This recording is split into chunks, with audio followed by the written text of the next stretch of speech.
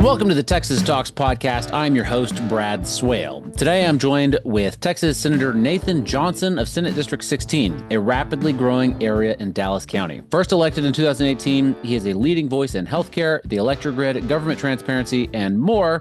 Senator Johnson, how are you? I'm great. Thanks for having me on the show. Well, it's a real pleasure speaking with you. I as I was preparing for this, I learned a lot of interesting stuff about you and reading up on some of the legislation that you've entered, your earlier legislation, your goals for next year. I'm excited to talk to you about that stuff. Our next session, that is next year, next session. Yeah, technically. So, yeah, I gave just a real brief background about who you are. Do you want to expand on that a little bit? Oh, I kind of like the intro. The brevity is good. We talk so much. Yeah. I guess I would add that I've raised kids in Dallas. I love the state. I've been here for over 30 years after being born here a couple decades before that. I think we're poised really to be the envy of the nation if we do things right. And I'm in government because I want to help us get there. Very good. Cool. So, I don't know. Let's start with the legislation and some of your goals for the 89th legislature. I think that's a good place to start. But I think that you and I have a lot in common with our own personal lives and our pursuit for health and stuff like that. And I think some of your we might even talk about that as far as legislation goes. But let's start on infrastructure. So how do you think about infrastructure? I don't think it's typically what the average citizen thinks about as infrastructure. Yeah, I think usually when we throw that word around, we're talking about roads and bridges, maybe water, but we've got our hard physical infrastructure of roads, bridges, airports, seaports, water, power generation that's starting to expand that notion of infrastructure. But when you think about infrastructure as the systems on which we rely for virtually everything, it broadens to include things like healthcare. I think of healthcare as infrastructure. Without kind of a system of health, whether it's public health or the private sector health, if that's not there, nothing works. Public education is the second system that I think we have to regard as infrastructure. If you are not educating people, everything fails. Law enforcement fails, commerce fails, humanity fails, right? So those are the things that the state is primarily responsible for. Do we have in place the systems that we need for people and businesses to work?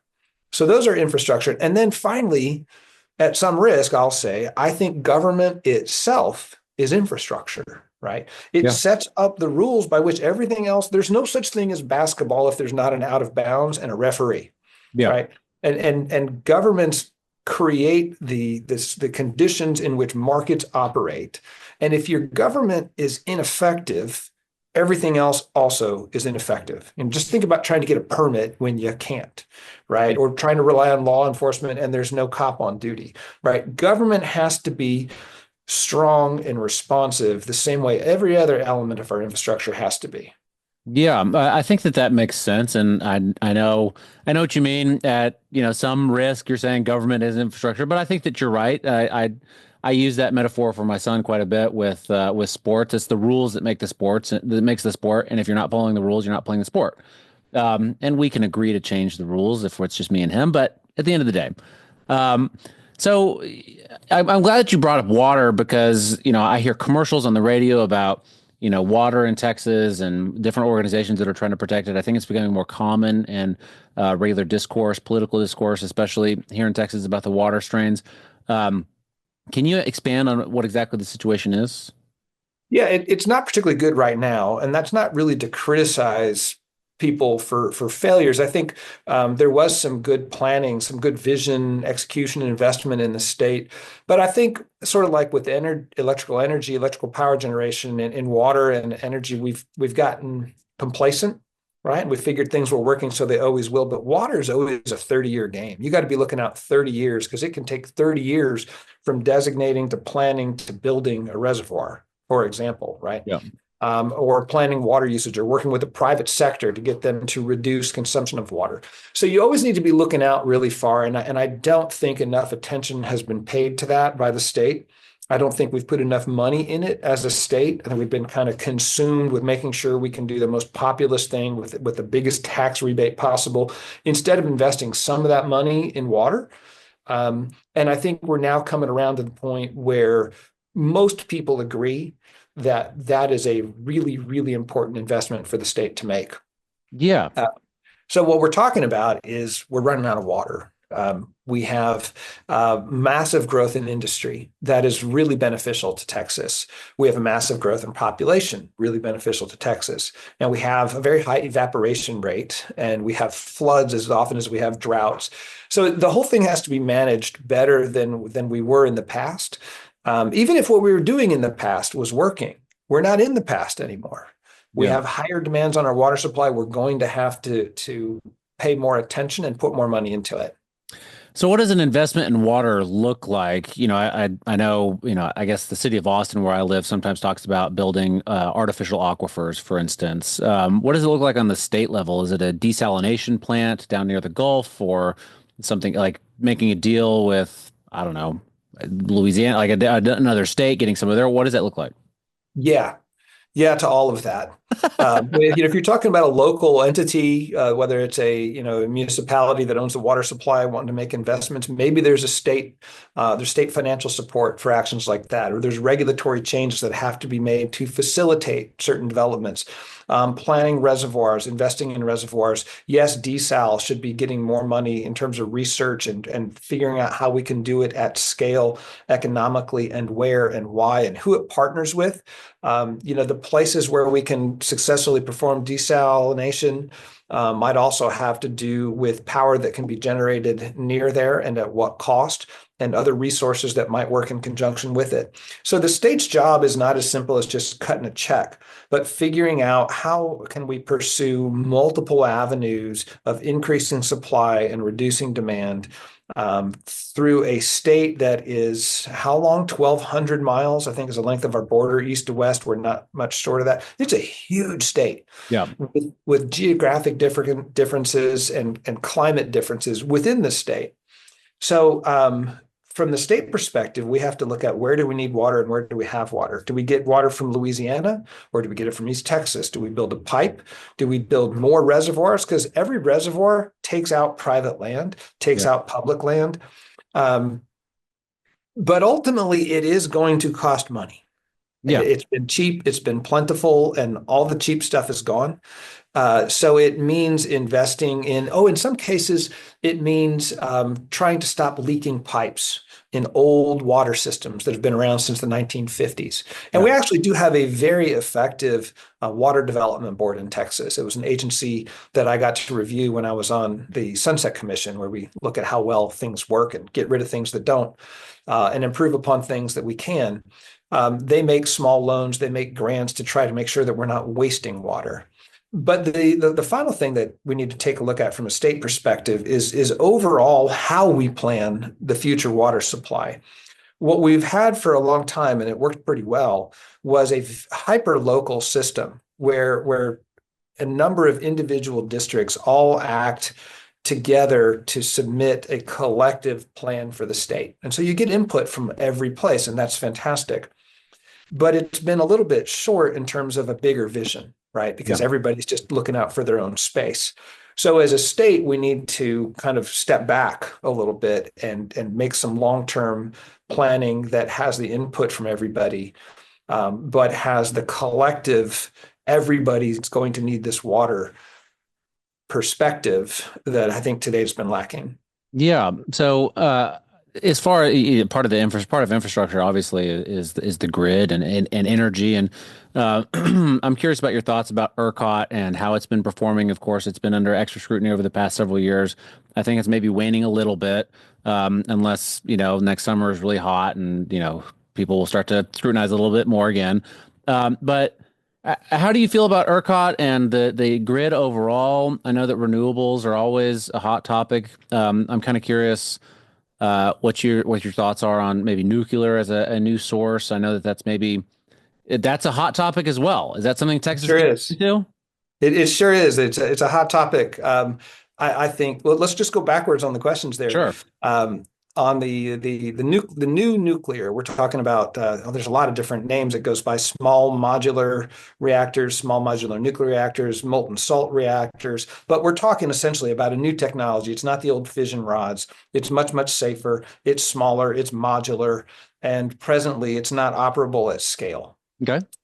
If it works at scale, it's fantastic. Why is that? Well, tell me, I mean, what are your, I think you have a background in physics. Not that that's the same as nuclear energy, but I think you might understand it better Yeah. than I do. I don't presently understand it better than you do. I mean, I read the article, but I forgot it, and that was one of my skills in physics too. I could understand it long enough to pass the test. Good. Um, That's that. uh, yeah, I mean, I actually have a great appreciation for scientists and what they can deliver in Sure. this new nuclear could be a great new frontier. It could also Yeah. be one of many technologies that is always 5, 10, or 20 years away. Yeah. I think the state is going to make some investments and some policy changes that facilitate advances of that technology here, and I'm in favor of that. But I'm not in favor of planning a grid around the promise of technology that's not here today. Sure. Uh, That makes sense. we should be planning to take advantage of it if it works. But in the immediate term, we have to have what we call dispatchable energy that complements with an E, complements our renewable fleet. And what's kind of fun in the energy space is for a while we saw people advocating for fossil fuel, what we call thermal generation, and Yeah. people on the other side advocating for renewable generation, and them throwing rocks at each other constantly. And with some fun irony right now, we're at a moment when I think both of those ways of generating power are dependent upon one another.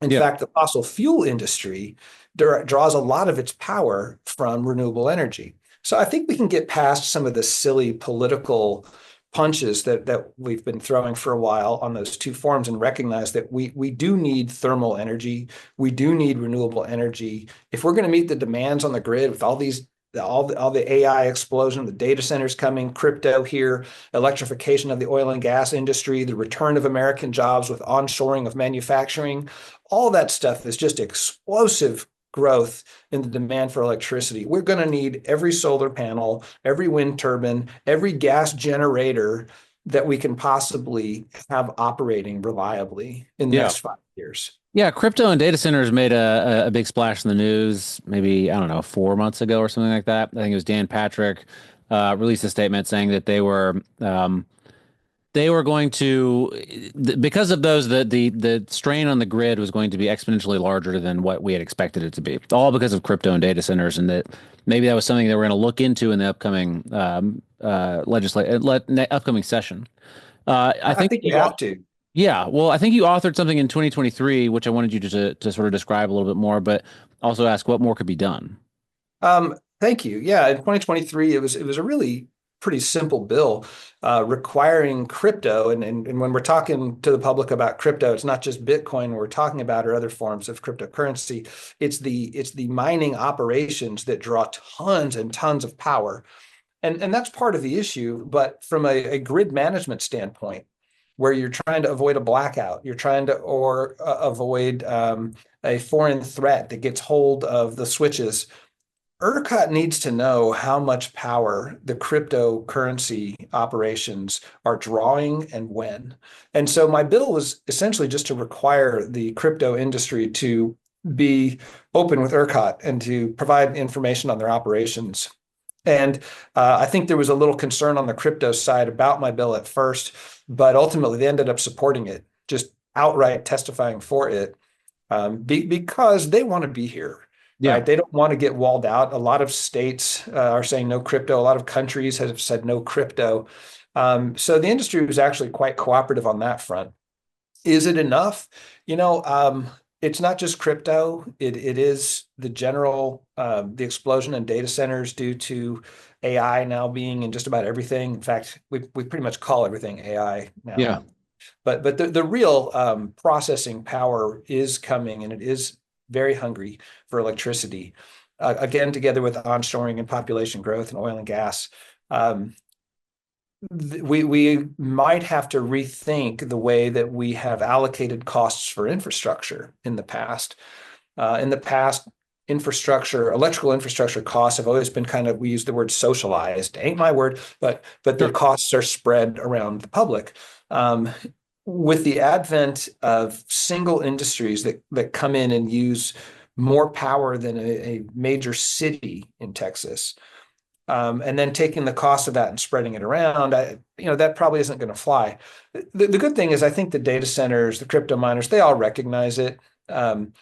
Nobody quite knows the answer, but next session will be an active dialogue around how do we accommodate all this new growth. We want it to come here, but Brad, I don't want your lights to go off or your prices to spike Yeah. because we now have a data center that is running calculations for people across the globe.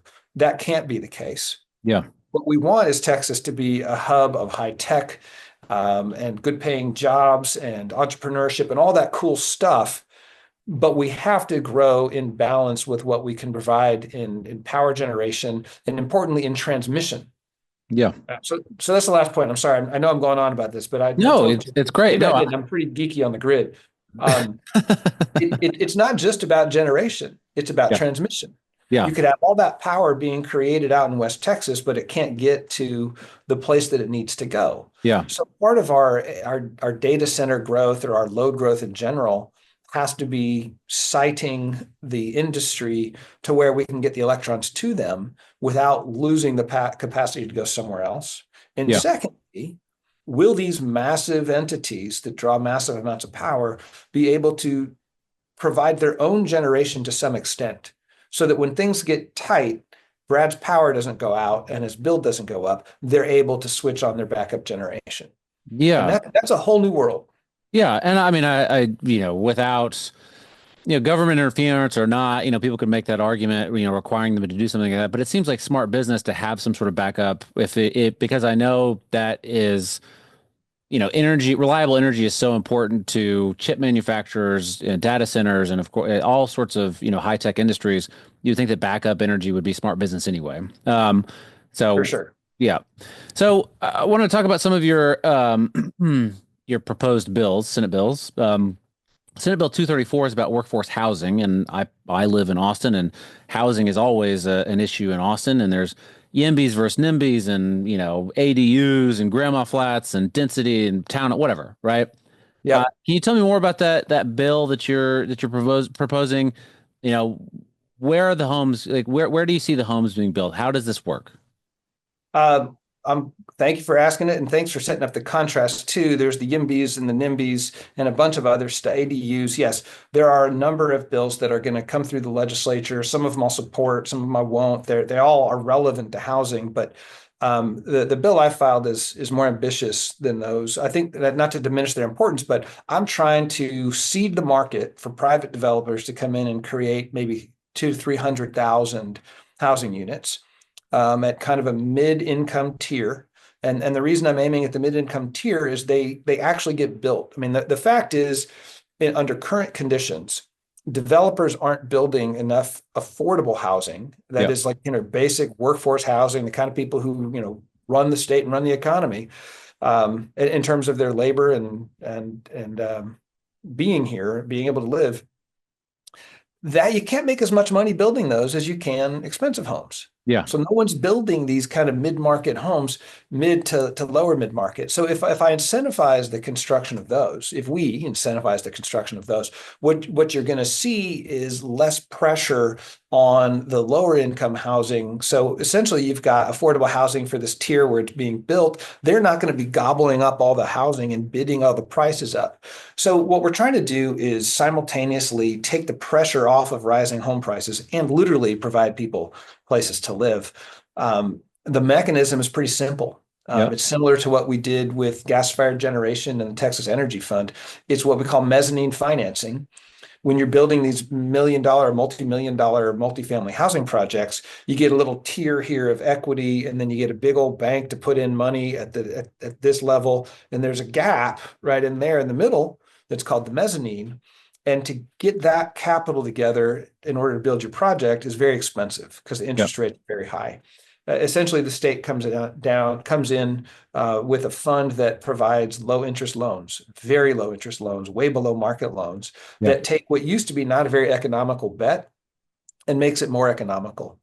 And we've talked with developers and inside Texas and outside Texas, and there is interest in this. So we're hopeful that it works. Yeah. So the developers might be getting loans at say 2019 rates instead of 2024 rates. I'm talking like 3%. Yeah. I want a 3% loan. That sounds great. I do too. Yeah. So, jumping back into sort of your definition of infrastructure there, and I think housing falls into your definition of Yeah. infrastructure as well. Education. I just spoke with Tony Bennett, who's the president and CEO of the Manufacturers Association of Texas, and we talked quite a bit about education, and he was talking about how, even they follow closely the education debates and how much funding schools get and everything because manufacturers need an educated workforce that can slide in and take those jobs and boost the economy. You have Senate Bill 233 regarding school finance. And if I'm not mistaken, it increases the per student allotment. Is that correct? It does. It does, among other things. Okay. And first, I want to acknowledge, some people will say, well, you can't just throw money. It doesn't solve the problem. Money alone does not solve a problem. The absence of money is a problem, right? Sure. At some level, you do have to make these investments. And so what I'm really talking about, the bill doesn't seek to increase funding beyond where we had it in 2019. Under major bipartisan overhaul of school finance, we set education finance at, say, this level. And with inflation, it's lost ground in real dollars. We've never raised it since then. Therefore, the purchasing power, the paying power of every school district is considerably less than it would have been. The bill would raise the basic allotment back up to basically what it would be in real terms, index it to inflation over time, and a couple other things that I would do to stabilize the funding for school districts as well. Yeah. So, how does something like this? I mean, school vouchers, whether you think that they're terrible or great, or you don't really, whatever your opinion is, it seems like it's might happen, maybe. And I don't know if I should say that it is, but they keep telling me it is, and I don't know if it is. Certainly no guarantee, I think. Uh, how does something like this, how does your Senate bill or any other bills regarding school financing, how does it fit into a school voucher world if something like that happens? That's really an excellent question. I don't think it's a foregone conclusion that a voucher bill passes, but I do think it's likely. A lot of money was spent. There was really kind of a wretched primary season on the Republican side Yeah. over that issue. So it'll continue to be a politically a highly charged issue. I expect something will pass. But your question suggests that maybe that's not the whole story, and I think you're totally right. Yeah. I don't think anybody anticipates Texas abandoning completely the public education system in favor of somehow a bunch of pop-up private schools are going to educate friendly kids. I think actually vouchers are kind of an abandonment, but that's just my opinion. Sure. The rest of my opinion is that we need to make sure that the remaining, 95% of kids that aren't under being educated under a voucher program are educated in schools that have the necessary resources to provide the level of education that our businesses need and that our families need and that our individuals need to adapt to what is a very really kind of uncertain future in so many ways. Yeah. And I think that's recognized on irrespective of Republicans and Democrats. I think if the voucher issue gets out of the way, we will see a serious commitment by the legislature to school finance. It may not look like I want it to look like, but I do expect some improvement in the current financing structure. Yeah. There's an SJR 14. What is SJR? Senate Joint Resolution. Joint resolution. Okay. And it's when something has to go to the Constitution for the voters Okay. At large to approve it rather than just the legislature. It's the Well, legislature's way of kicking it to the public. okay. Well, it's interesting because SGR 14, which I think that you authored, is that correct? Probably, if you're telling me I did, yes. Okay. Well, it's a public opinion referendum. Yep, it's the initiative referendum bill. That is mine. Right. So basically, giving Texans the ability to vote on something that, it has public opinion swayed on something. When I read about this, I was thinking about Dan Patrick's SB 3, which, very high priority, banning all THC in Texas. And Right. I read Sid Miller, the agriculture commissioner, coming out, not necessarily like full-throatedly against him, but saying, hey, public opinion seems to have changed and Republicans might need to get on board. Paraphrasing a little bit, not quoting verbatim. And this seems like something that, a public opinion referendum, the THC issue, seems like that's what I would think of as something that goes to a public opinion referendum. What else are you thinking about? If maybe you're thinking about the THC too. I mean, I absolutely am. It is a good example of something that might go to the public. And I want to add that my idea of a referendum slash initiative um, is not perhaps as easy as people think of. I don't mean you go get 12 people signing and suddenly we're going to vote on it. I mean, mine is rigorous. Mine's onerous. You got to go get people in every single county, a lot of signatures. This is going to have to be if my bill were to pass and it to be used by the public, it's going to have to be something where there's overwhelming support for it. And I do think we have that, but it's designed for times when, for whatever reasons, the political process has resulted in the legislature or leadership or both incapable of responding to what the public wants, very clearly wants. So other things I would think about: Medicaid expansion. Yeah. I think we've had 2/3 to 3/4 of Texans, sometimes a majority of Republicans favoring Medicaid expansion, even after a decade of misinformation on the topic. We just can't do it. When you talk about something like a gun permit, not a gun restriction, but the idea of having a permit at all, I think we had 80% of Texans thinking that we should have a licensing program in Texas, and yet it was eliminated.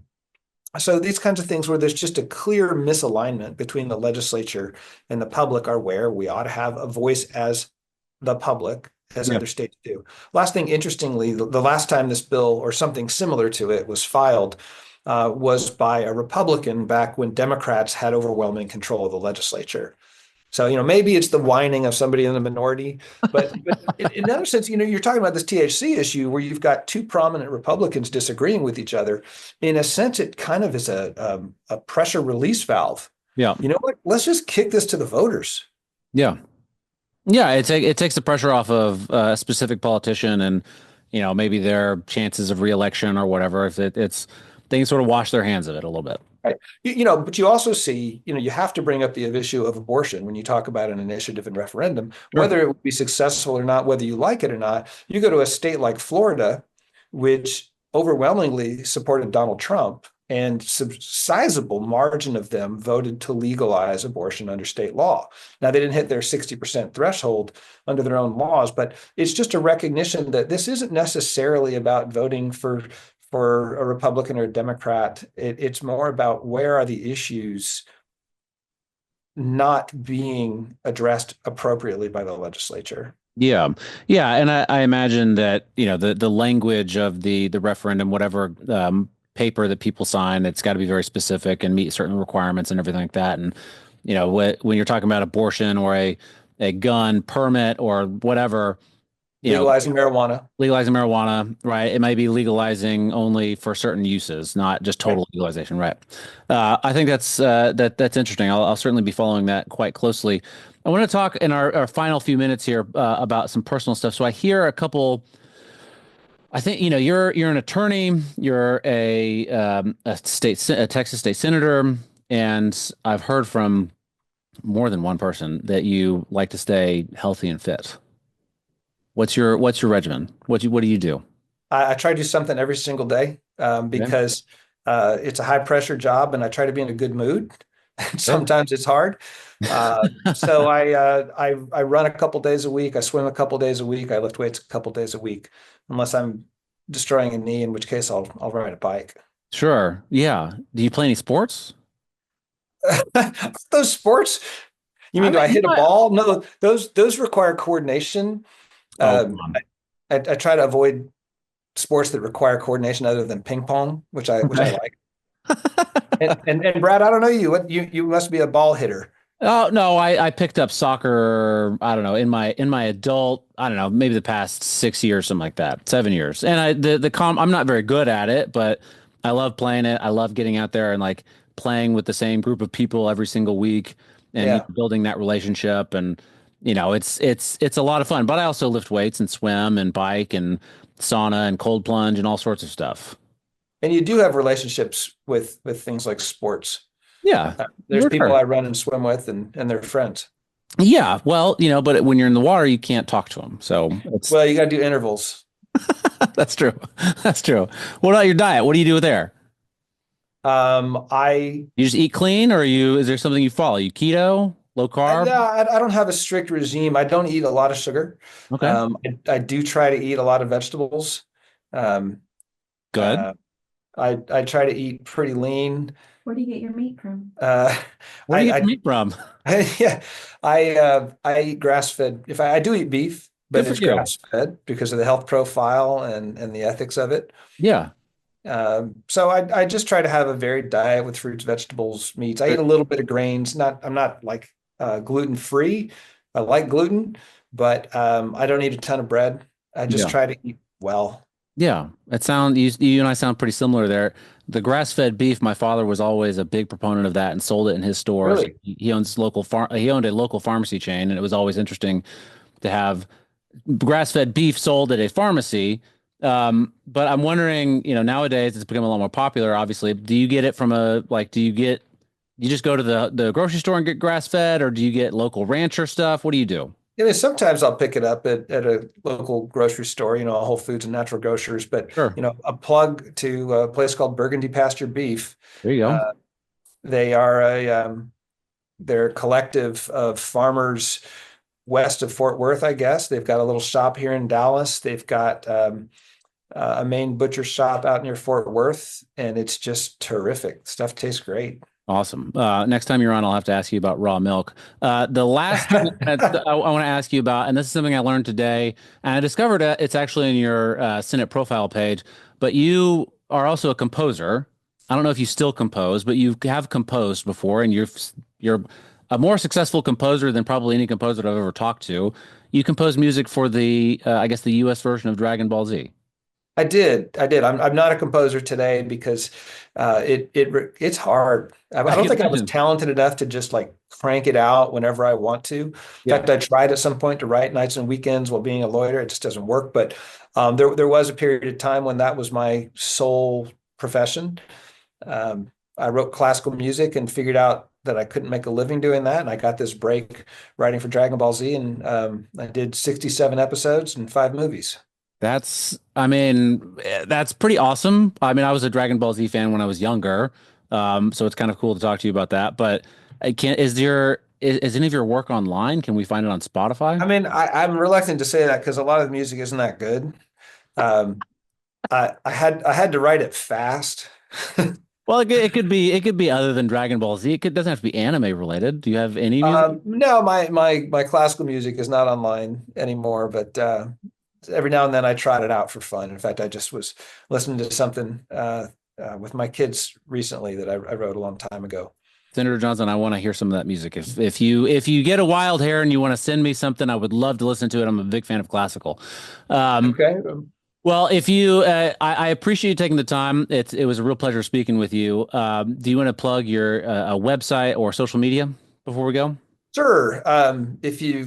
My name's Nathan, and I live in Texas. So at Nathan for Texas will take you to just about all my social media channels.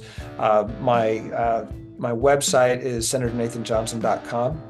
Okay. Probably works with Nathan for Texas too. Would probably take you there.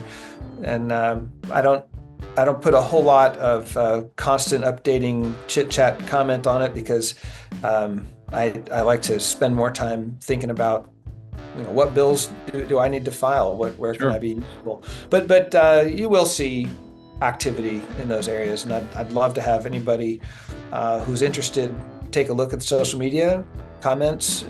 We take constructive criticism, sometimes destructive criticism is useful.